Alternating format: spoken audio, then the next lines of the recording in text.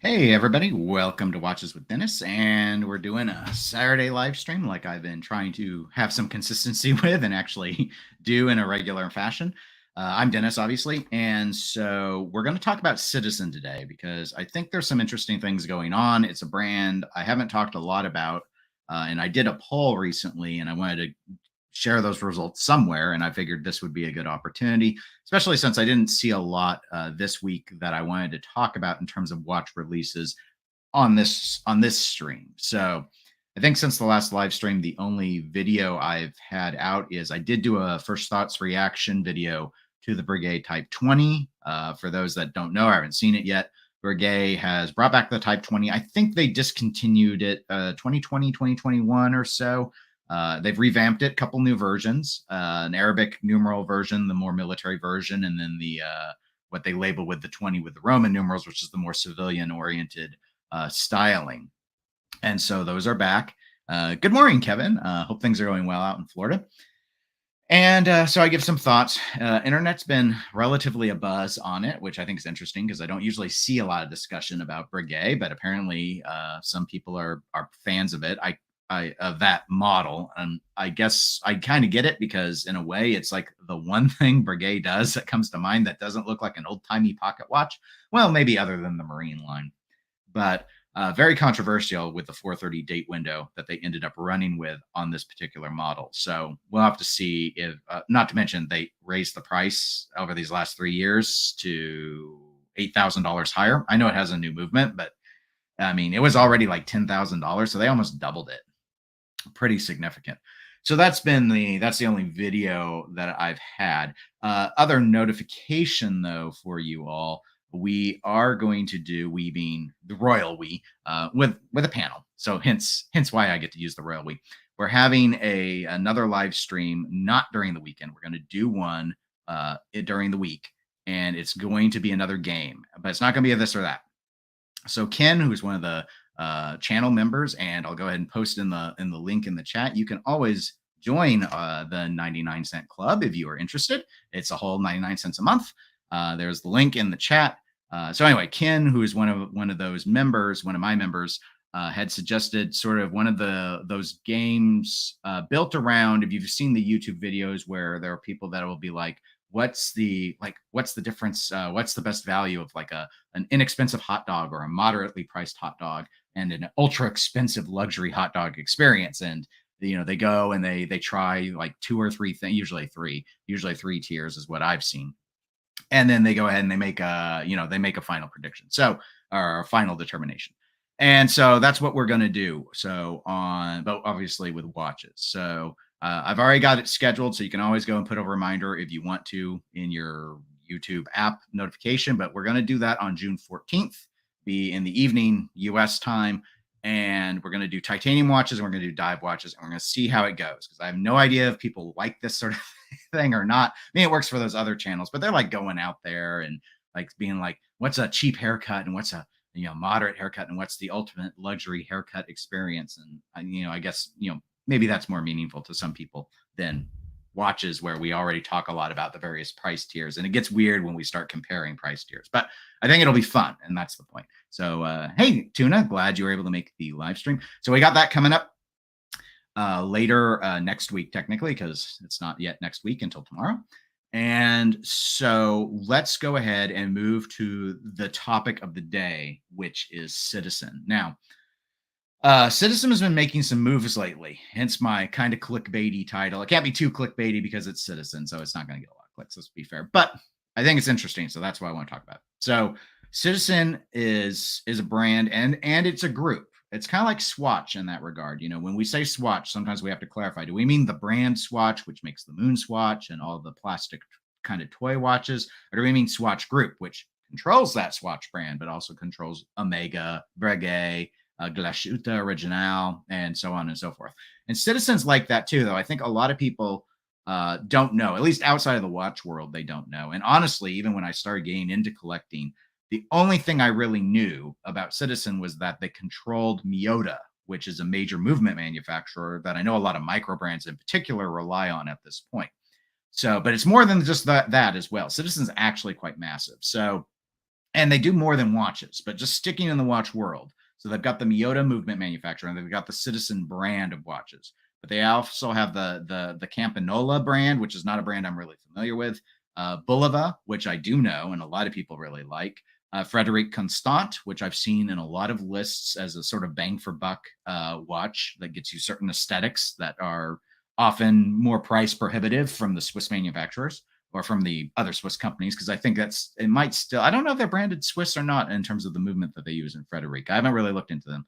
Alpina, which is one of the few brands I knew of that was at Time to Watches, which is one of the rival events that happens when Watches and Wonders is going on. I think the big brand that is Zen that shows up at Time to Watches, the big brand in my mind. But Alpina was there too. And then Arnold and Son, which is a pretty famous brand. So, I mean, those are some pretty, I mean, those names, other really than Campanola, at least for me, I knew all of these other names. And I would say Frederic Constant, Bulova, and Arnold and Son are all either pretty well respected or are pretty often encountered by people who are into watch collecting. But Citizen is a different matter. And I want Citizen, the brand Citizen. So this is the poll question that I put up. Oh, let me hide my face so you can see it, because I did a clip out of my Firefox, so you could just, and I blew it all up so you can see it. So I had 41 votes come in on this. Sorry for the weird text required, because I loaded it from the actual app that lets me write it. But so I asked the question, which brand do you enjoy more? And I had 4 options available: Seiko, Citizen. You could, or you could say you like them both basically equally, or you could say you actually don't like either of those brands. And I'm not surprised Seiko won, but I am surprised Citizen was dead last in the 4 choices. So as you can see, almost 2/3 of the respondents had said that they clearly had a favorite, and that is Seiko. And then about a fifth of the voters had said that they like Seiko and Citizen about equally, and a fifth of them said they don't really like either of those brands. And 2%, which would be with the 41 votes, one voter said that they actually like Citizen better than Seiko. So the question I think that comes up with that is why? Why is it that that Citizen is so, I won't say unliked, because I haven't seen a lot of people really hate on Citizen, but why are they so much less than Seiko in the eyes of collectors? And I think that's something really worth exploring, because Citizen has actually pioneered a lot of stuff, but watch collectors just don't care, or at least they just don't care as much as their nostalgia for Seiko overrides. So, I mean, the big claim to fame that I always think of with Citizen is EcoDrive, right? They were, to my knowledge, the first first brand to do a solar powered watch. EcoDrive remains a massive part of their lineup, but it's more than just that in terms of like what are they doing today. So just like in terms of the like ways you can sort their watches, and in fact, I should probably go ahead and just show you the website real quick. So I have to do a different screen share because I was sharing a JPEG earlier. So let's see, that should do it. Yes, there we go. All right, let me get me smaller so you can see. All right, so I've got their automatic watches loaded up, and that's where we're really going to dive, because I think that's what's interesting right now. But as you can see in these styles, like they've got their classic, the chronograph, but look at some of these other things, and just in terms of ways you can sort these out. Super titanium, which they have in fact, people have been getting kind of gaga over titanium watches. Well, which reminds me, I guess, for live stream, my wrist check is my one titanium watch. This is the Oris Pro Pilot X. I can get a little close to the screen. It's not very interesting because it's gray on gray on gray. My perfect watch, because it's all gray, my favorite color. But Citizen Super Titanium, I think they do a special hardening to it. So I think they advertise it as 5 times harder than stainless steel, like 316L. They do atomic timekeeping watches. They've got GPS watches, and they've started to do, of course, they still have EcoDrive. EcoDrive is a huge category for them. And they're starting to do more in automatics. But I know over the years, it's definitely been a brand that has been more associated with quartz, and including like EcoDrive and stuff, which are they're still quartz watches. They're just, you don't have to change the battery all the time. So it's an interesting thing. And it's extra interesting to me because my first not my very first watch. I don't remember what my first watch was as a kid. I think the one I most distinctly remember was the Timex, but I had a number of watches as a kid. My first nice watch was a Citizen, like nice to me, like it has steel bracelet and stuff, like it was, and I wore that watch up until I got my Rolex. So I wore it for like a decade, including professionally. And it was just a simple. It wasn't an Eco Drive. It was a simple quartz watch. So but I have a soft spot in my heart for Citizen, I suppose, because of that. Koji, welcome to the live stream. He says, I just have no experience with Citizen as opposed to Seiko. And definitely what we have experienced makes a big difference. I think my first Seiko was the one I bought last year, or was it earlier this year? I don't remember anymore. My Turtle, but the dive watch. That's the one Seiko I've not counting Grand Seiko. I actually owned a Grand Seiko before a Seiko. But the Seiko I still have. I don't have the Grand anymore. And yeah, maybe it just comes down to watch nerds being funny. But I think that's true. That's definitely true, because any group of nerds in any category is going to be weird about stuff, right? There's always like this degree of, what do we like, what do we don't, where are we snobbish? I think snobbery is an interesting discussion point. I think most watch collectors are snobs. I don't want to say it, in a way I don't want to say it like that because it sounds really, really demeaning. But I don't mean like, ooh la la, we must have Patek or else you are nothing.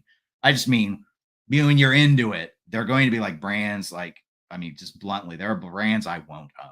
There are brands I won't own. And it's not that if the brand is cheap or expensive, it's not the threshold of snobbery. It'll be like, I won't own an Invicta. And I think a lot of people watching won't either. And it's just how it is. And other people will be like, no, they're cool with that, but Pagani design is out. No matter what, it's out for, and we have our reasons, and the reasons vary by individual and by company.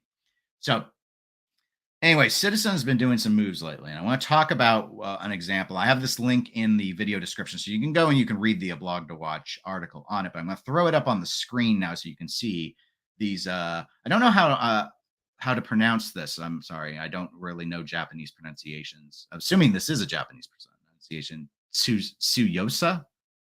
Tsuyosa. I'm going to say that for now, but it's probably wrong. So anyway, they're the NJ015 automatics that they're bringing over here. And I think these are 40 millimeter watches, but these are interesting because you see right above the 6 o'clock position, automatic is noted, right? Okay. So it's just a time plus date watch. Looks very Datejust-esque. Interesting decision to do a kind of a 4 o'clock turtle style crown. In fact, this looks hard to grip. Maybe it's just the angle, but anyway, interesting little choice with its own flair. But you see, very colorful. I'm not sure if I can explode the image up here at this point, but okay, I am right. Okay, 40 millimeters in diameter, pretty thin for an inexpensive one. I'll show you the pricing in a moment. 50 millimeters of water resistance, just under 12 millimeters thickness, and so. It's just an 8000 series Miyota movement, as I recall, and they're probably going to do more iterations of these. But you see, sunburst dials, very color. I mean, they're colorful options, but they're also like this tame blue ones. And the pricing $450. So it's, I mean, these are affordable. As this article notes, it's more affordable than the Fugu divers, but obviously, these aren't dive watches at 50 meters of water resistance. And they're priced a little bit. So they're pretty comparable to the Quartz PRX on the pricing. I see Koji said, I got pretty good. Thank you. Pretty good is what I'll take. Tuna notes that in the UK and Europe, at least, Citizen never seems to market their full range. And that could be part of it, too. At this point, I mostly know them for Eco Drive in the US, for Eco Drive and like their collaborations, like they do a lot of Star Wars watches, for example. And I know about their Blue Angels watches, but part of that is because I know someone who owns one of those. But so why are they doing this? Very conventional style. This is the sort of watch you would expect. I would expect a watch collector who doesn't want to spend a lot of money, but wants something automatic, wants something kind of go anywhere, do anything, got a watch. I could see them going for this. Of course, some of these are more extreme colors, so it also seems like, okay, let's exploit kind of the fashion accessory angle, where like blue and black, a lot of people will go with if they want to go anywhere, do anything. Yellow, more fun, right? And at under $500, it's not particularly expensive to have some fun with these sunburst. Just really clean look. I, because I like a lot about what this looks like. If I didn't already own a bunch of watches, I would probably be tempted. And as what the pricing is, I could, like if I really wanted a yellow dial watch, I could be like, you know what, I really could just get that Citizen. And I wouldn't have to really feel like I spent very much because I wouldn't have. I mean, it's underneath the luxury tier and it would be quite wearable. And you know what? I mean, it's I don't think it's going to win any awards, but it looks good, right? So so what's going on with Citizen? And that's where I wanted to, because I don't want to talk about the Suyosa watch specifically. It's more about what the strategy is, maybe about what's going on with Citizen. Let's look a little bit more at them. Let's look at their automatic watches. I'm going to throw this up. This is from their website. Men's automatic watches is what I've specifically sorted by. And you can see here are these new ones we were just looking at the $450 price point. The Series 8, they put out this not too long ago. A new movement was developed for this. Now, the new movement thing is interesting because, as I noted, a Citizen Group owns Miyota, right? And Miyota has been turning out new movements. It's not like um, Salida. Maybe Salida does still do new movements. I honestly don't know. So this may be a horrible analogy, but I'm going to use it anyway. Is my impression that Salida has just sort of sat on, hey, let's look at all the patents that expired from ETA. ETA's supply gain cutoffs watch group wants to, keep competitive control, yada, yada, yada. Time to ramp up and let someone else make third-party movements. Salida steps in, does it, sort of end of story, and then you kind of get what you get. Because on occasion, I'll see watch collectors have a conversation, like on the forums and such, discussing like, why doesn't Salida develop a movement which is basically the ETA 2824, but with an 80-hour power reserve? Why do we still have to have the 38-hour power reserve? Why can't we see the third-party movements do the better specs so that it's not like go micro brand, get Bosch movement, get crappy power reserve, and ancient like 50-year-old movement technology, or spend a whole bunch of money to justify the in-house movement and go with a more upscale brand, basically just because you want more power reserve, because that's why you're doing it. And the answer has been like, well, they don't need to, right? They don't need to develop new movement technology because they're selling plenty of the ones that don't have any power reserve in them, because the micro brands don't want to. Who's going to pay for the R&D for Salida to develop a long power reserve? Like, you want to still pay the same amount of money is where the argument ends up going, right? So if going and buying okay, I just recently, for my friend Tony, he had a watch that stopped working, and it was using one of the NH movements, I think. I forget. I had a video out. I shouldn't forget, but I looked up whatever the movement was, and I bought it. And the movement was like under $50 to buy the movement ready to go, ready to drop into a watch. That's pretty cheap, right? So if there was a special version that came out with like triple the power reserve, is that movement now $500? Like, the watch wouldn't have been a $500 watch anymore if the movement was $500 alone. So kind of where it ends up getting to. So anyway, but Miyota has been developing new movements, is my point. So enough with Salida. I went off on a weird tangent, but Miyota has been doing that, but Citizen hasn't been using them. That's what's interesting. So Miyota has been coming out with new movements, and Citizen wasn't putting them in any Citizen watches. That's pretty weird. I think it's pretty weird. But they are starting to lately. So the Suyosa is not a new movement per se, but that's them using an automatic movement that Miyota has developed. The Series 8 though is, and going back to the Suyosa, Koji notes, it's like a PRX and an Oyster Perpetual had a baby. Yes, I really like those sunburst designs that the OPs had. Just the prior generation before the Salida. I like the Salida dials too. They're they are colorful. It's hard to hate them. But they used to do a whole bunch of sunburst on their OPs, all like the red grape, the white grape, that rhodium one. I had a 34 millimeter green one that looked awesome. And that's what that green actually kind of reminds me of here. But so here are the Series 8s. I want to talk a little bit about those. So New movement, they dropped them, and you see the price is a lot more significant, especially for, we'll load up an example, but especially for a Citizen, right? $1,500. I mean, they actually have watches that are far more than this too. Citizen's kind of pulling the Seiko there as well. That'll be something worth discussing. But yeah, they had this new 0950 movement developed. The the 8,000 Miyotas are 3 hertz movements. This, I believe, is a 4 hertz, better accuracy, longer power reserve. Not great, but it's like 50, like what, 48 hours. I was going to say about 50 hours. So this is much more of a watch collector style watch, though, in my opinion, right? So you've got this again, clean layout, but a little bit interesting dynamic with look at this bezel. Like you've got this weird split. It's almost like, how the Nautilus has the case, which has the horns out on the 9 o'clock and 3 o'clock position. And instead of this, they sort of designed it to incest, like it's a recessment on the bezel, like it's 2 pieces. The bezel looks almost like it's 2 pieces. It's weird, but I think it looks pretty cool, interesting. The bracelet. We lean into that sort of integrated design, which is popular lately. I think these are closed case backs, which, hey, they probably don't decorate the movement, so I'm cool with that. But some people might not like it. But anyway, point being, this is a collector. I think this is a collector-oriented watch. No one walks into the Citizen store or the department store to buy a Citizen expecting to spend $1,500. So who is this watch aimed at? It's aimed at watch collectors. And I think that's what we're seeing with a lot. And of course, they got their ProMaster dive watches, which again, Citizen has done a ton in quartz for a long time. Why are there, what's so pro about these ProMasters? Well, they have automatic movements. That's what's interesting about them. And they're pretty affordable. As you can see, a lot of them are under $500.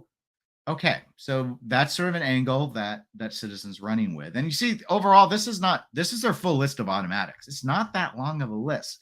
But a lot of these watches are new. Like the ProMasters are the only ones I don't think are necessarily super duper new. Here's one in super titanium for under $1,000, titanium watch and automatic movement and dive capable.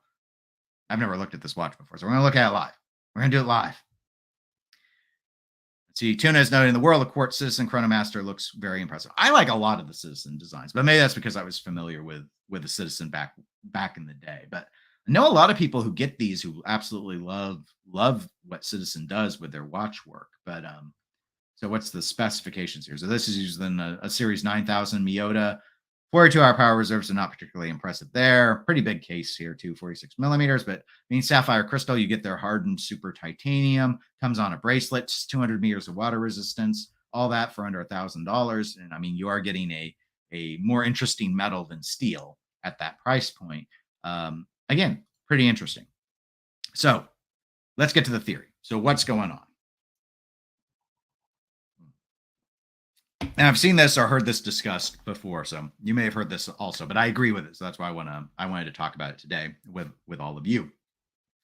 I think the issue with Citizen is the smartwatch. And Neff has joined us live. Hi, Neff. What's happening? We are getting ready to now I'm getting ready to explain my theory that I've stolen from other people with smarter brains, bigger brains than me, about what's going on with Citizen and why they have a whole bunch of automatic watches all of a sudden. So the challenge, I think, for Citizen that they've run into is a smartwatch. That's my working theory. And there was a recent podcast, I think this week's podcast with a blog to watch, that kind of dives into a lot of this. So if you want to go and hear more people basically say it, because I agree with a lot of what was discussed there, it's going to sound similar. But if you're interested, just FYI. So we've seen this with other brands, like Seiko even would be an example. But so the smartwatch has become so ubiquitous for people. Like when you're talking sub $1,000, but talking a few hundred, all of a sudden there's this big competitor or set of competitors, because not just Apple, of course. You got like Garmin and such, and they're basically like, here, do you want to buy a computer for your wrist? You can have this, and you can go and do all of this neat, fancy stuff that a regular watch, be it mechanical, quartz, or otherwise, any other watch, is not going to be able to do. And it's like, okay, that's an idea. and that's happened, and it's taken hold, and people are into it. So the, it's put a lot of pressure in that middle of the lower tier on the pricing. Ultra cheap watches, just like if you're just like we're talking drugstore watches, like that's still a market for that, for people that really want to watch and they absolutely don't want to pay any money. So that sort of space is fine. But so we're talking like if Casio still wanted to sell their what F91. Oh wait, no, that's a movement from Grand Seiko. I whatever, like the little, little like $25 digital watches and stuff. Or Vostok, for example. They weren't busy with a war. And they were still sending those out. I don't know if they're shipping those out or not. But Vostok's maybe a bad example because it's mechanical, but drugstore style watches. That smartwatch doesn't really impact that, but that's also not a huge like money making part of the industry. This space that Citizen has operated in, though, is under threat because so much of what they've come up with, so much of their eco drive style watches are priced in this space, and all of a sudden it's like, well, why would I pay the same amount of money for a watch that doesn't have any functionality beyond telling the time? And so here are some examples. This is the classic category of Citizen watches. Classic are lots of eco drive, clean, classic designs, and look at the pricing on them. This is all like 250 to what, like $350. Well, there's a lot of smartwatches that are around this general price point. And I think that this stuff is not making them enough money anymore. So I think that's the issue. I think that's the issue with the move. Hey, Underhay, welcome to the live stream. Tuna says all the everyday watchmakers must be hurting from the smartwatch. And Sivan says, sorry, was eating. Hi, everybody. Citizen has been producing mechanicals for ages, if I'm not mistaken, since after World War II. The watches you see are marketed for the US. They have so many JDM models, and JDM are the Japanese domestic market models, for those not familiar with the abbreviation. Yes. But they're starting to do more mechanical for the US market now. And that's kind of where we were exploring earlier when we were looking at their listing of their automatic watches, the new ones that they've come out with. I'll bring that screen back up so folks can see it. But these new ones, the Suyosa collection, but also the Series 8, which I think are very collector targeted given the $1,500 price points. And of course, they've got their Pro Masters. So it's not a long list. This is the full list that I just scrolled through, but it's a lot bigger than it was 2 years ago. I think it's pretty interesting.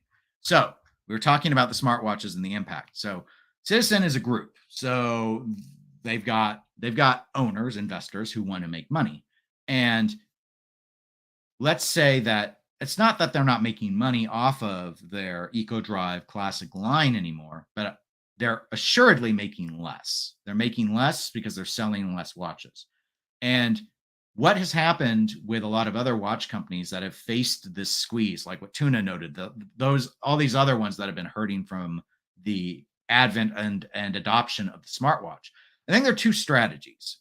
The less common strategy, which seems less common, is to attempt to make smartwatches of their own. And we've seen a lot of brands either flirt with this or be successful with it. Like Casio can get into the smartwatch space, right? They've got the technological chops that it would make sense for Casio to do smartwatches. And they've got more and more integration, even with their G-Shocks, like, Bluetooth updating and all that sort of stuff. Like, that's a brand, Casio, that could really go in, I think, and take a big chunk out of the smartwatch space once they find just that right mix of stuff to get it going. Citizen might struggle more with that because their technology has never leaned in that sort of integration way. And we've seen other brands like Tag, for example, play around with this and do a few smartwatches. But I don't think it's and I don't know for sure, but I don't think it's a very large portion of their portfolio. It's experimentation to see, can we find a hit? Can there be a luxury smartwatch? And that gets to the other category. A lot of brands, especially those brands that have already were upscale, kind of like Tag, don't need to worry about the smartwatch. It's more of this space, this like sub $1,000 space, let's abandon it. Let's abandon that price point and let's go into a higher tier bracket where people will buy the watch for the luxury experience that it provides and we don't have to sell as many watches anymore. We'll just sell them for more money. And that's the angle that I think most of the companies are going with, if they're not just going away, or if they don't have shareholders like them and can just dissipate or whatnot. So it's pretty interesting in those regards. Neff says, is Citizen like Seiko where the RRP is absurd, but really you can get them for 60% everywhere but Citizen's own website? I'm not sure if it's to that degree. Citizen actually marks their website down a lot, unlike some brands. So, but yeah, I think older models, it's not hard to find a discount on a Citizen. Let's put it that way. They make so many watches. I don't think it's that surprising, and they have fairly unpopular models, just like Seiko does, where you go to Joma or go to Amazon in the case of Citizen, and you can find some pretty deep discounts on them. But Citizen does actually mark down on the website pretty regularly. They have a pretty good website. In fact, I think it's pretty easy to navigate, though that's a separate issue. Tuna says, true to Sivan, a lot of the JDM models never made it to the UK either. Neff says he's a huge fan of Citizen and would love to see more Citizens make it to North America, especially things like the O200. Sivan says, I think smartwatches are a trend. When mobile phones will advance, smartwatches will disappear. Mechanical will last because of us enthusiasts. I agree. I don't know if smartwatches disappear outright or not. It's so tough. See, I don't own a smartwatch because, and it's only because I feel like I look at my phone enough, and at least when it's in my pocket, there are times where I'll be like, don't pull the phone out. You're going to check your work emails. Then you're going to load Reddit, and then you're going to laugh at stupid stuff on Reddit, and then you're going to waste a bunch of time. And when I just need to know what time it is. So if my phone is in my pocket, I look at my watch. I don't pull out the phone, because pulling out the phone is a black hole that will suck me into the phone's world. And I have enough screen time as is. So that's why I don't get a smartwatch, because I'm afraid if I'm getting notifications, I'm going to play with it all the time. And I need less time with my phone, not more. And the smartwatch is just an extension of the phone. So yeah, there's probably some level of advancement when even that is not necessary. The phones have gotten so convenient, you don't even need a wrist computer anymore. But right now, I'm not envisioning what that looks like, because there was a time when phones were getting smaller and smaller. Now they seem to get bigger and bigger, and they've reached this because we want to use them for screen time. Like we want to use them to watch movies and stuff. I still remember, if you ever saw the movie Zoolander, it's one of my favorite comedies. If you ever saw it, it's still like the flip phones, and they were showing how small they were. Because back then, a lot of you probably remember, the thing was to make the phone smaller and smaller. This was before they were the smartphones. And then when the smartphones came out, it's like, no, we need them. We need to find something where it can still fit in the pocket, but get it as tablet-like as you can otherwise, because we got to watch the YouTube video. Maybe some of you are watching right now this live stream on your phone because it's stuck in 720p anyway, so you might as well not see it big. Plus, my big old head would be scary on a TV. So yeah, those sort of things. Those sort of things are interesting. But I agree, particularly with Sivan's statement about mechanical will last because of the enthusiasts. And I think that is where Seiko is coming from. And that's what Citizen wants to do as well. Let me catch up on the chat real quick, and then we'll dive a little bit further with the discussion. But Tuna says, Citizen is considered to be a mall brand, even more so than Seiko itself. Absolutely. At least in the US, that is also true. Neff said, I don't have a smartwatch for the exact same reasons as what I expressed. Mark and Lynn said they also own Le Jeu Perrier. I don't know that brand. Is that a watch brand? Citizen Group controls so much stuff. Oh, okay. It's a Switch watch movement brand. Okay. So maybe that's I wonder if that's what they use in some of their Swiss brand. We went over some of the brands that they own earlier in the video, like Alpina and Frederic Constant. And I didn't think they stuck Miyotas and all that, but I wasn't sure what they did. I Heart Sushi, welcome to the live stream, said, I don't own a smartwatch, but I can see why people own them and get notifications at a glance on their wrist. Absolutely. It's just, it's bad enough for me as it is. This is bad enough. This is it's a personal decision. Tuna said, even smartwatches are redundant in reality. Most kids just use their phone. Scotty says, good morning and welcome to the live stream, Scotty. I'm true novice, but Citizen to me is just a mall watch. Yep, I think that's true for a lot of people. F says, LJP makes some awesome movements. My favorite Citizen uses one. Interesting. So So we were talking about that the seduction of mechanical, right?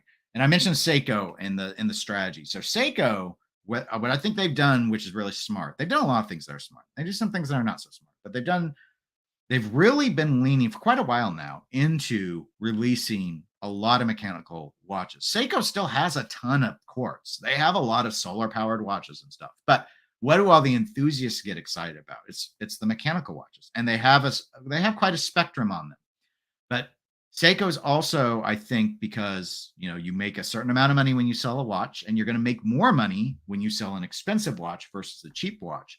I think we've all watched, pun somewhat intended, and lamented in many instances, Seiko's been moving up market on their pricing. It's super obvious, and they've been doing it for quite a while now. The issue, and this is where one of the things where I mentioned Seiko isn't always so smart. Their pricing doesn't make a lot of sense to us because we used to think of them very much in a particular tier on the price range, and now the spectrum is massive. There are still Seiko 5s that can be had for around $100. And then they're doing things like the King Seiko with like the 6R and 6L movements, and they're $500 less than Grand Seiko. And you're like, why are we paying this pricing without the Zaratsu polishing or the hand finished dials and stuff? Like, it doesn't make some of it's a great deal, and some of it seems absurd and a ripoff, quite bluntly. And I think some of what Seiko's doing is a ripoff. But they're clearly trying to move up market because, again, if smartwatch is going to take the sub $1,000 space, then Seiko's got to find a way, if they want to keep making the same amount of money they were making. And if they don't want to make smartwatches, then they're going to want to jump into something where they can sell fewer and still make more money. And so going up market is the logical conclusion of that. And what Seiko has done, though, is they've built up quite a bit of brand loyalty because they offer affordable mechanical watches where the romanticism of watchmaking exists. Almost all of us, probably all of us who are watching, even if we respect quartz, there is that romantic association with mechanical movements. We appreciate mechanical movements more because of what they do. And Seiko has appeased us with that for a long time. And as noted, Citizen may have been doing that with the Japanese domestic market, but they have not been doing it internationally. But I think they're trying to change it. And that's where the clickbait title of What is Citizen Doing comes into play. They have seen what Seiko is doing, and I think they are trying to exploit the same concept, knowing that they have a lot of work to do. Because as so many of you have said in the chat, you see Citizen as a mall watch, and Citizen knows you see them as a mall watch. So they've got to start building up the brand in the enthusiast space. And that's where these sub $500 mechanical watches are coming into play. Or so goes my theory. So Neff says, oh, wait, we already did that one. He said something new. Sorry, misclicked. I got into collecting after Seiko's heyday. I'm not sure if it's that, but I just don't get the appeal. They have cool dials, but they're usually thick and no sapphire. Meh? Again, yeah, it's a fair point, Neff. But the thing was, and yeah, I'm not a Seiko collector, but the thing about them is like when people with the SKX and all of that, and yeah, okay, it didn't come with sapphire, but they were cheap. They were affordable watches, and they made so many of them. There's a huge mod community. People will buy Seikos and get a crystal press and pop in a sapphire crystal. They love them that much. Or it'd be like, well, Hardlex is good enough. And are you too worried at the price you paid? And they got so many designs, right? Right? I mean, you got monsters and turtles and tunas and samurais and more that I can't name. And it's like, and they look different. And so they make so many watches. I actually think this is a negative. Seiko turns out way too many watches. Their SKUs are madness. You thought Omega was bad. Holy crap, Seiko has lost the plot. But if you're a fan, if you're a fanboy, and you're wanting to dive down in that rabbit, think about it. You can go, just do a search on State of the Collections on YouTube. You don't even have to search for Seiko. Just search for SOTC watches. And look at how many collections are all or almost all just Seikos. And for me, that's really weird because I think it's a psychological thing. I don't understand collecting one brand. To me, it's not the point because that's not how my mind works. But You could make an entire watch collecting journey just in Seiko. In fact, you could make an entire Seiko watch collection on one type. Like you could say, all I want are turtles. And you could go out there and you would fill. There are dozens of them. There are probably dozens still in production. We're not even counting the discontinued ones, of which there are many. It's a fascinating world. I read a whole article. I've never owned a Seiko Monster. I read a whole article about all the generations of the Seiko Monsters. Fascinating. People are obsessive about it. And because they're so approachable on price, there's actually pretty good, hence why that article exists. There's good intellectual underpinnings because when you have a fairly democratic collecting ability like you do with Seiko, you get more people into it. And so more minds throw themselves at it in terms of developing things. So you'll learn a lot more about a Seiko, and Rolex being Rolex's popularity. That's why there's so many good articles on the history of Rolex and stuff. If you're trying to dig up some intricate details on the history of ball watches, for example, it's a lot more sparse just because less people are into it. So that's sort of there's so much going for Seiko. Savan says, I have Happy Feet 4th Gen Monster, 2nd Gen Air Diver Monster, and a King Samurai Black Series, all 3 series dive watches, well spec'd and built, love them very much. And that's where if you were into mechanical and you wanted spec, you wanted a unique look, nothing quite looks like a Seiko to me at least. And you don't want to spend tremendous sums of money. It was and in some ways remains a really good brand. And that's where I think, because there's so many fans of it, you see that pushback to this move. Seiko's trying to, I don't want to say survive, because I think they would be able to survive even in the world of smartwatches without doing anything, but they'd make less money than they were. And again, it's a massive organization. Their holdings control so much. Just in the terms of watches, you've got Orient, which is still kind of operating in that old space for Seiko proper, that old, cheaper, under $1,000 space, which they're seeding more and more, I think, to Orient. And then you got Grand Seiko and Creedor, and moving even further up where the finishing standards are going to be there. Seiko is experimenting, I think, right now with different movements and stuff to see where's the sweet spot. And it's almost a joke in a way. And that's where, again, that the Blog to Watch podcast, they often play a little game where the news, they'll take a new Seiko announcement and one of them will describe what the watch is, the specs, the movement, and all that. And the rest of the panel tries to guess the price, because Seiko's pricing doesn't seem to follow rhyme or reason beyond movement's their biggest predictor. Like if it's a 4R watch, it will probably be under $1,000, but all bets are off when you go 6R. It gets weird. And so anyway, so Citizen, because that is our main topic. We went down the Seiko rabbit hole though, because how can we not? It's sort of seen as their biggest Japanese competitor. So Citizen sees this. I think they see what Seiko's doing, and they're like, this is the right idea. The problem is we as Citizen did not have this in the US market. So who gets into Citizen on mechanical? They have some amazing mechanical watches on. So in fact, they've got some really expensive stuff otherwise. Like if you've ever looked at this is not mechanical, but the Eco Drive ones, these are the ultra thins. Look at these price points. These are seriously priced. These are luxury priced watches, ultra thin watches, around $4,000. And I know they have some special mechanical watches I've seen before. But these new ones, the Tsuyosas, this is an enthusiast priced watch. Attractive dial, fun, colorful options, go anywhere, do anything styling, under $500. I think the idea is to try and build up what Seiko has neglected overseas. Go ahead and get Americans, Europeans, non-Japanese markets to recognize Citizen for its mechanical movement capabilities. And again, they own Miyota. This is not new for them. But start getting those in there, get people into Citizen, and then maybe as time goes by, you start to think about them when you want to go into more expensive watches. You'll be like, you know what? That was fun. I want to explore something I want to explore something fancier. I want to explore something luxury. What's out there? What's our options? What's available? And I think that's why they're doing what they're doing.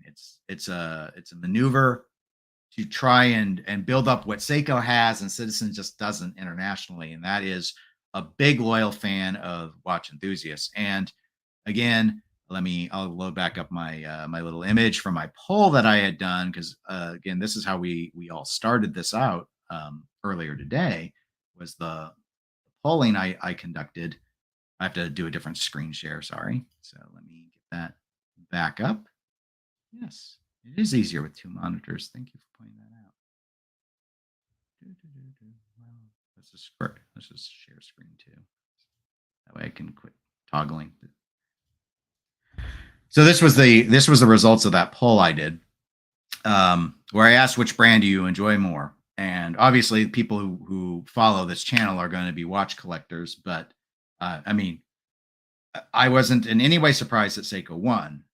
As I noted at the start of the video, what I was surprised at was that Citizen was dead last, even lower than I don't like either brand, which I thought surely between Citizen and Seiko, I'm playing it safe, right? Right, guys? I'm like, you gotta like one of them, right? No, about a fifth of the respondents didn't like either, and a fifth of them liked them about the same. But preferring Citizen over Seiko is one vote. There were 41 people who voted. There's one voter who said Citizen was better. And Citizen's not dumb. I think they know that. And the days of just relying on mall sales and people buying Star Wars watches because they're fairly inexpensive aren't going to be enough to keep the shareholders happy. We gotta go in a different direction, doubling down like everyone else has on the enthusiast side. But because Citizen's pricing was so cheap, like they don't have this. And again, Seiko's even having its own pushback with that big, huge spread because Seiko's got Seiko's got Grand Seiko. I'm gonna do it this side because that's why it'll look bigger on the chart for you guys. Seiko's got Grand Seiko and Creedor, so they've got this weird sort of scenario. Citizen doesn't have that same vibe. Like their other brands that are more prestigious don't have the same name, and so I think that's just where a lot of it is stemming from. But anyway, that was what I wanted to talk about on today's live stream. I guess we call those things live streams. So there, I've gone through my spiel so I can catch up again on chat. So Tuna, what does Tuna say? Tuna says Loris, Pulsar, and Alba are also sub brands of Seiko. Interesting. Okay, I did not know that. I once did not well, obviously, a little bit of research trying to figure out what all Seiko controlled. I'm sure there's a good comprehensive list somewhere. I just didn't at the time find one in the same way. Like you can go to Swatch Group's website and it's just super clear. Let's see, what else? Sivan says, I don't know why. Me personally prefer EcoDrive. I own 3, but not Mechanical Citizens. Well, I think one of the things when I think about Citizen, but I don't. Well, all right, I have one EcoDrive. I'll tell the story in a moment. Let me finish my thought because I know I go off on weird tangents and everyone's like, Dennis, you don't make any sense. So back to that. I think the issue is, especially when you own a lot of watches, sometimes it's nice to have a watch that you don't have to worry about setting. So turning to a quartz watch is really useful.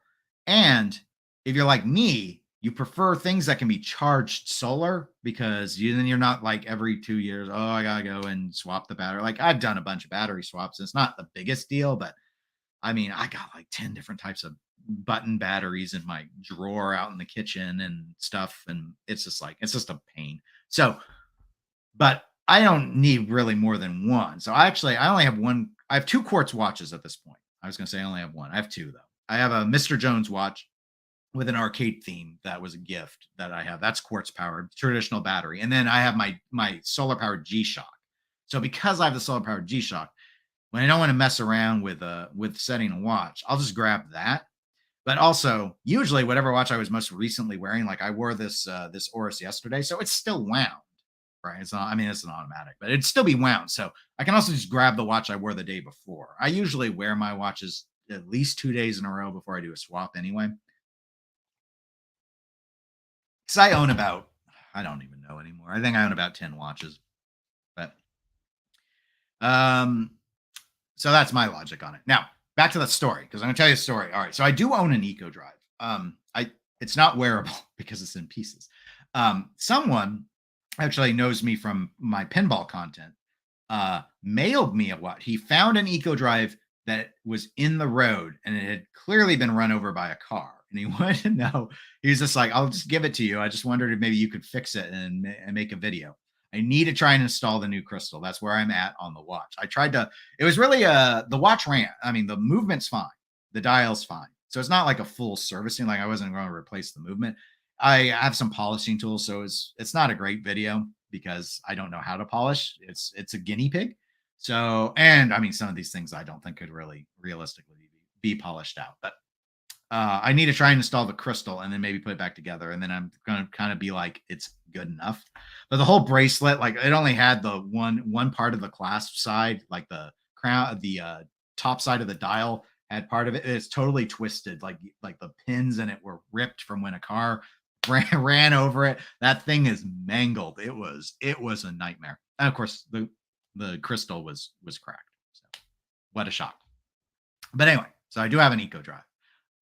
But only because of that. It's not wearable though. And other than that, I've only ever owned one other Citizen, which was not an Eco Drive. Sushi says, I've read quite a few negative reviews of the Suyosa's bracelet, specifically the clasp. Okay. I've not really looked into that. So interesting. But Savan thinks it's overpriced. Could be.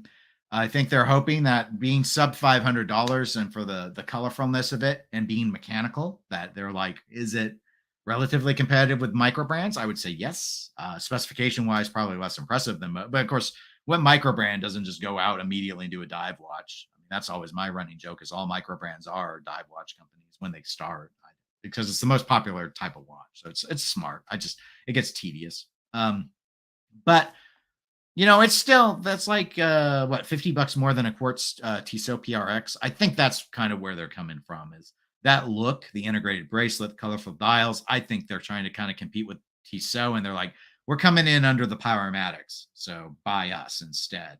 And we're only a little bit more than the quartz version. Will it work? I don't know. We'll find out. I mean, the PRX has done great for Tissot. People love that thing. Neff says, count me in for Citizen there. I'll push it over the top. Thank you. We can now move the poll up to 4% support for Citizen. You've solved everything for us, Neff, and we appreciate your support. Koji says, Orient seems to have a lot more clout here in the U.S. than Citizen. Yes, I think that's because now someone can tell me in the chat, does Orient do any quartz at all? I don't know of any that they do, but a lot of mechanical movements. Yes, very dated. I don't know if they turn out any new. Like when was the last new Orient movement? I don't know. You have the Orient Star line also, which is like the higher end versions of the Orients, which some people really like. But I think Orient's the key with Orient is they do the styling that people really like. So a lot of dive watch, and also they have a lot of fun with the dials, colorful dials. Like I have an Orient Cano, which I got because I really like that red dial. So yeah, and on paper, Orient's movements are better than Seiko's. Now, when it comes to practice, like by better, I mean more accurate. Now, when it comes to practice, you might find when you put 10 Seikos on a time grapher with a 4R movement and 10 Orients on the same time grapher, that the Orients are going to be more out of accuracy, even though they'll still be all within spec, which is interesting. But just one of those things I think is interesting. Neff says Seiko goes from Loris Orient, Seiko, Royal Orient, King Seiko, Grand Seiko, Creedor, Micro Studio Creedor. Like, wow, that's a spread, and I'm sure I forgot something. Okay, I didn't even know about Royal Orient. Wow, it's so confusing. Tuna says Orient does some great mechanicals for not much money. Saban agrees. Tuna says Orient does actually offer some quartz. And Savan notes, a lot of folks say Orient is the new Seiko.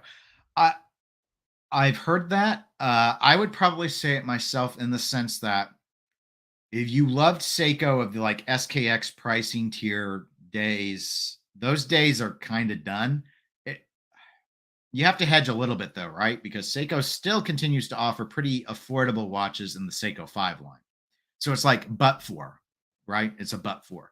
But for Seiko 5, Seiko has moved way up market and seemed to, in their conglomerate, ceded that space to Orient to occupy at this point.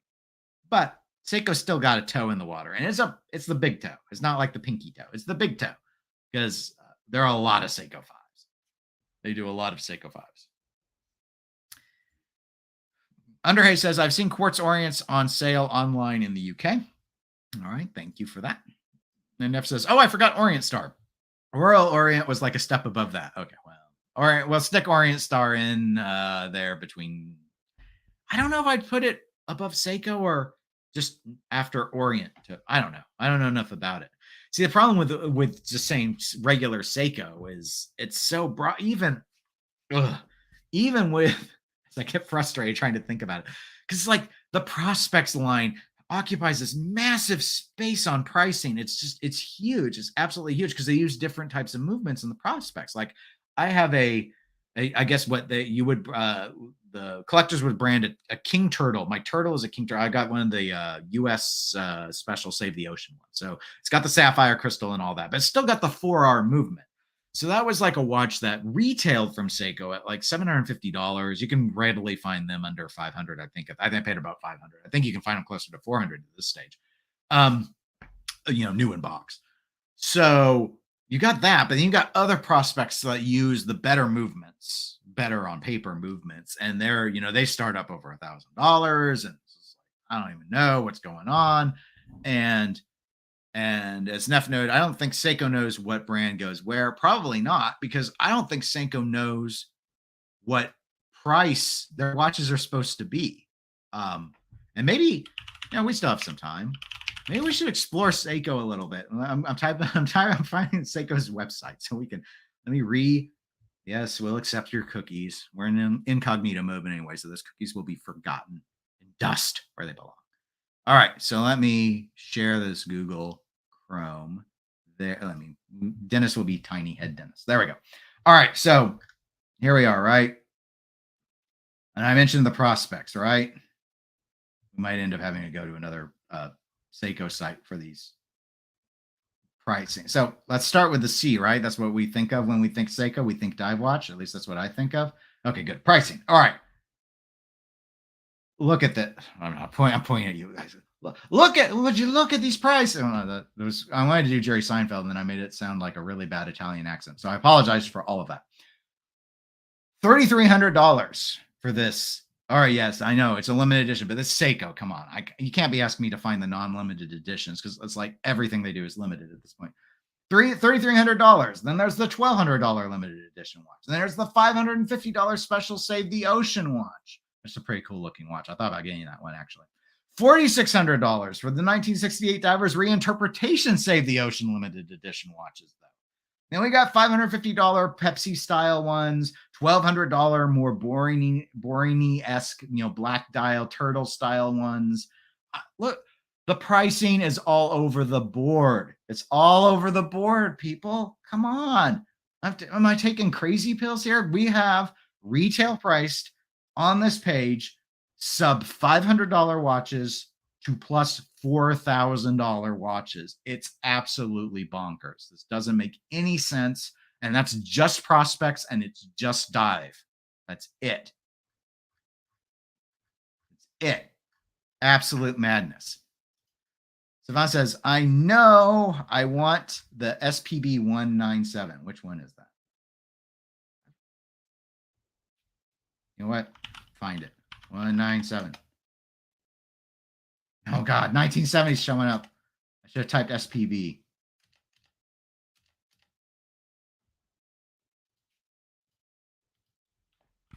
Is it on this page? Why did I click on this watch? Oh, that one's okay. SPB 197. No, it's not. I can only show you the 191. I'm sorry. Yes, Koji, limited edition. It's the running joke. It's not just Seiko. Omega's terrible about this too, but Seiko, I want to think I heard last year they turned out more watches, more SKUs in 2022 than there were days in the year. So you think about how You think it's just over 300 watches. It's absolutely madness. Absolutely madness.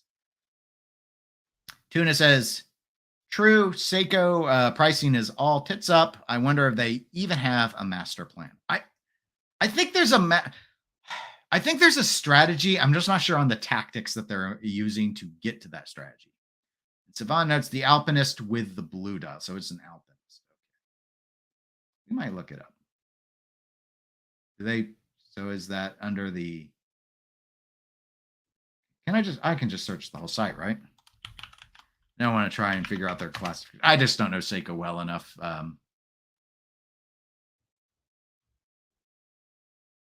All right, we're gonna have to search the Google, maybe. 197. Okay. There we go. We'll go to Beans and Bells. He has a YouTube channel too. We'll accept your cookies.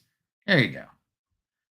Okay. Yeah. When you mentioned the Alpinist, I was thinking of the forest green one. I like the dial. I always like that sunburst style. I don't like cathedral hands though, personally. So I would never. I can't buy a watch with cathedral hands because I hate the hour hand on them. But see, I like the Dolphin style hands of the Grand Seikos. But I like the dial a lot. I like the numerals, the applied numerals as well. Very, very clean. Because that's the Alpinists are the Seiko field watches, so pretty cool. Pretty cool. Not my hand style, but that's why we all have our own tastes. Like one of my friends loves the Oris pointer dates. They often are cathedral style too. So I just can't. I've never been able to get behind them, but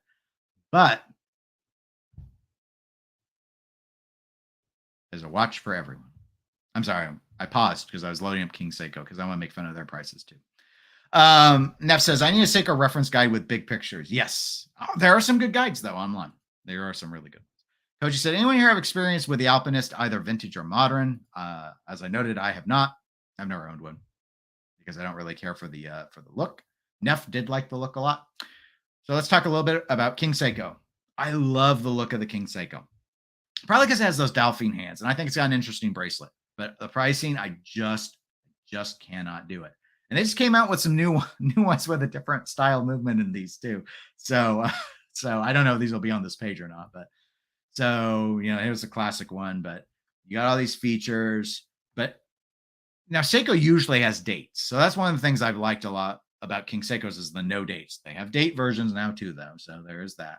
But you got all this stuff and special page of this is the band simulator, so we could look at what the bands look like on all these dial colors. They've got all these fun dials and all this stuff, but I just don't. We need to look at the prices. I'll find a different site. Seiko Watch is not always the best place to search prices. King Seikos buy, and I misspelled it. Very sad. Neff said, they made a K-State purple dial King Seiko for you, Dennis. Yes, apparently they did. Had I gone to K-State, maybe I would have bought their purple dial watch, but I can't otherwise. It's too, those K-Staters are too, they're zealots, guys. They're zealots. They don't mean to be, but they are. Actually, they do mean it. They mean to be.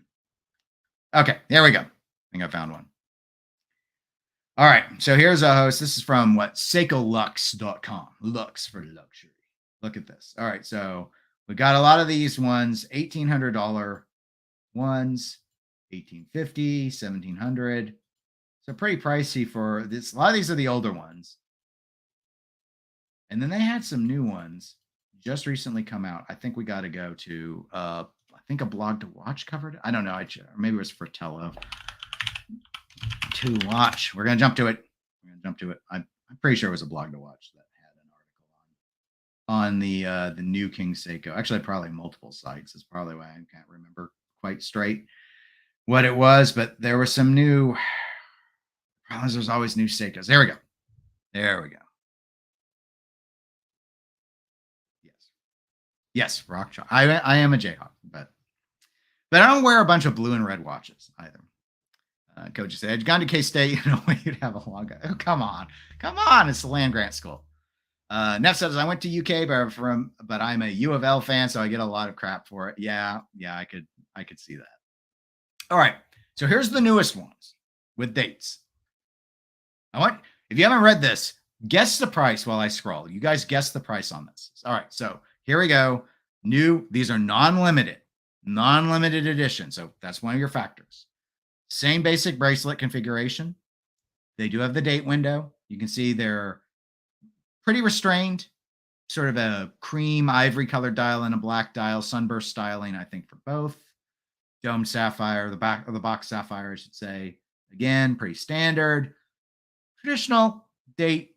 I'm seeing guesses. I like these guesses. Neff saying maybe 1,700. We're assuming US dollars, because I'm assuming that's what the article will have it in. And Koji says maybe about $2,000. Okay. Now, they had been using the 6Rs in them. They've used this is a 6L. This is a 6L 35. Now, they've been using the 6R in most of the King Seikos that aren't limited, the 6R 31 or the 6R 55, but this is a 6L 35. But okay, so it's 4 hertz movement.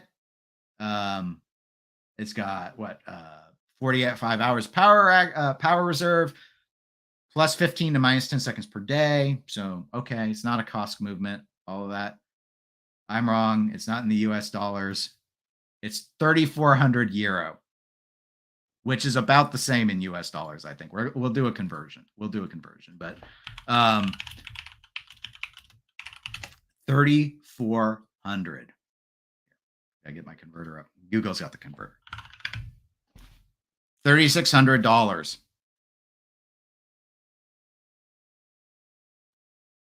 It's not limited. Amazingly, it's not a limited edition.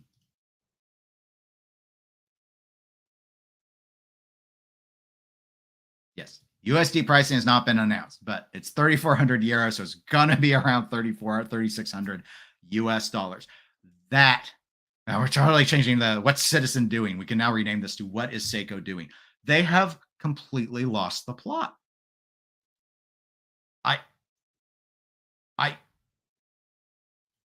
I have to agree with Koji. I mean, I'm not a big vintage watch person. Like, I own one vintage watch. It was a gift, and it's a pin lever escapement. It ain't a fancy watch.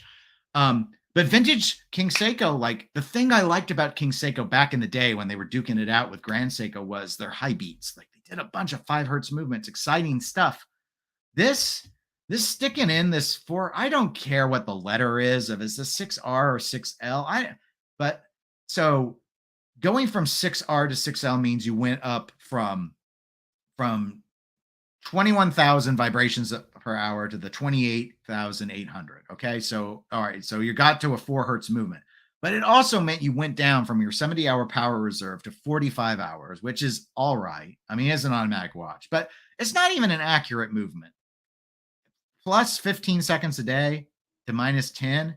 I mean, I know they don't do COSC, but I'm just saying, like, what the hell are we paying for? I don't understand. And the watch, it's fine, but it's no better looking than any of the other one. In fact, I'm going to argue it's uglier because it's got the date. I'd rather have the K-State one. Definitely at the price. And people were already talking about how overpriced those King Seikos were. You know, the ones that were under $2,000, around your guesses. Why would you buy this? Like, just as a collector, even let's say you like everything about it. Why would you buy this over a Grand Seiko? Like this, like champagne style dial. Grand Seiko has a beautiful champagne style dial. I used to own one. I used to own a spring drive one, the SBGA like 263 or something. But they have a quartz one that's even less. I don't know why you would get this. Absolutely cannot figure it out. And I mean, there's probably a market. There's probably someone who would buy it. There's probably more than. I'm going to say there's more than one. It's watch collecting. There's someone wouldn't care. But I don't know what Seiko was thinking when they priced this, knowing what Grand Seiko is priced at. I just don't understand. Neff says there's some GS I would rather have for about the same price. Exactly. I think there have been some people discussing that. In fact, it's actually here. I'm sorry, I hadn't read this article, so it's hard to see, but there was one of the things that's noted here that whoever wrote the article, who is the author? Let's give them some credit. Mike Razak. So thank you, Mike, for writing this article. He said, the second shift is the jump in price, which continues Seiko's confusing pricing strategies. Seiko, okay, so I'm not the only one. I swear I wasn't taking crazy pills there. Seiko has priced these at close to twice the previous main collection King Seikos and on par with previous limited editions. That puts the collection dangerously close to Grand Seiko, where you can get an SB GR255, a slightly larger and more modern design with a far better movement for only $800 more. Absolutely gobsmacked is what I am. So for not even $1,000 more, you can go with Grand Seiko and all the hand finishing that they do on the dial and the polishing and all of that. And that's new. That's new. I just don't understand. Savant says Certina Powermatic 80, unbelievable, great finish and quality, and cheaper than the King Seiko. See, exactly. I mean, there are attractive watches well under this price point, including the arguably already overpriced other King Seikos, not even going into like Certina. But you've got competition from the Swiss here, and then you've got Grand Seiko on the other end, and they're so tight together. I really struggle what the logic is with it.